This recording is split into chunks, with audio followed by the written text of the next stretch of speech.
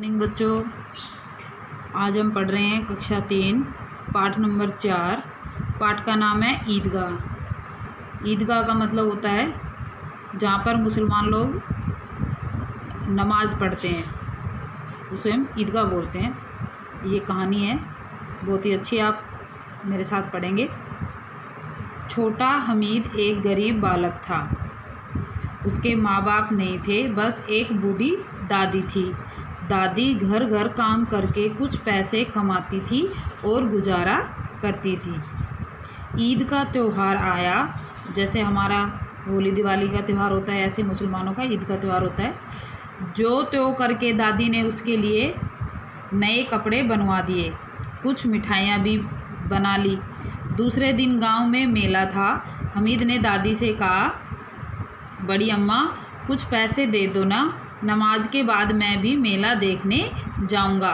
दादी ने ढूंढ ढांड कर उसे 10 रुपये दे दिए।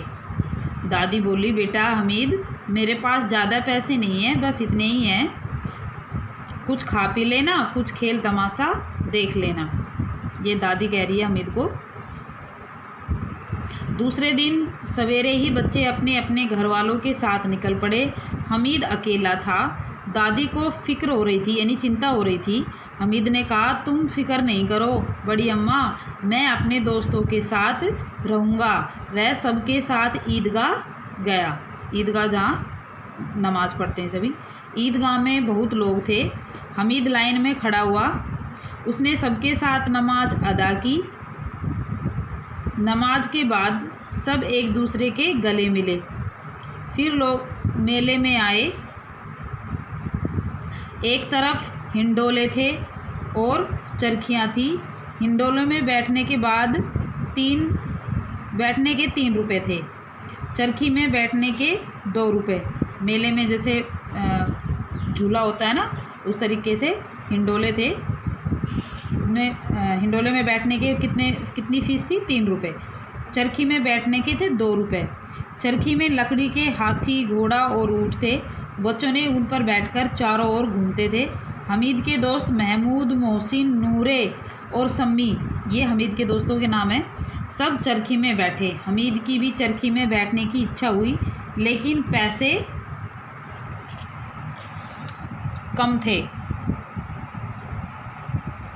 फिर उसने सोचा, अरे गोल मोल घूमने से क्या फ़ायदा, सिर चकराएगा। सब बच्चे आगे गए। वहाँ मिठाइयों की दुकानें थी। उसके दोस्तों ने खूब मिठाई खाई।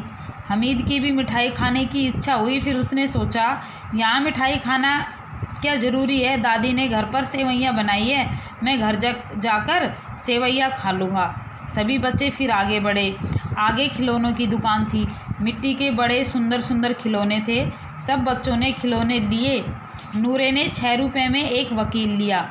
महमूद ने बड़ा गुब्बारा लिया। सम्मी ने प्लास्टिक की बंदूक ली। हमीद की खिलौने लेने की बड़ी इच्छा हुई, लेकिन उसके पास इतने पैसे कहाँ थे। फिर बच्चे और आगे गए। वहाँ दुकानों में घर की चीज़ें थी। हमीद ने एक जगह लोहे का चिमटा देखा। उसने सोचा, दादी के पास चिमटा नहीं है, रोटी बनाते समय दादी का हाथ जल जाता है, क्यों न दादी के लिए चिमटा ले लूँ। उसने 10 रुपये देकर चिमटा ले लिया। हमीद के दोस्त उसे देख हंसने लगे। एक ने कहा, अरे ये चिमटा क्यों लाया? हमीद ने कहा, ये भी तो एक खिलौना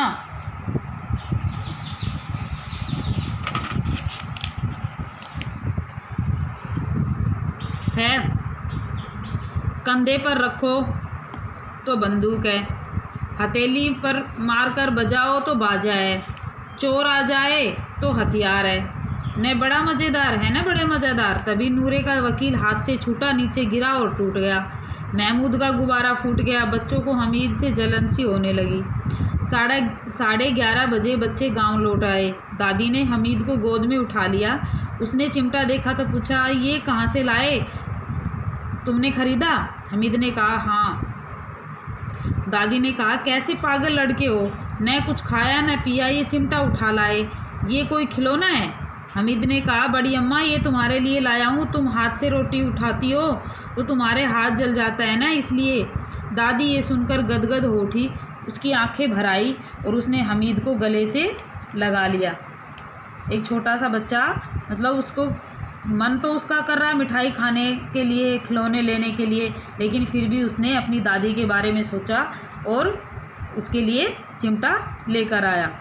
अब इस पाठ के कुछ शब्दार्थ हैं और ये आपका कक्षा कार्य है आज का। अब पाठ नंबर 4 नाम ईदगाह और दिनांक डालकर शब्दार्थ करेंगे।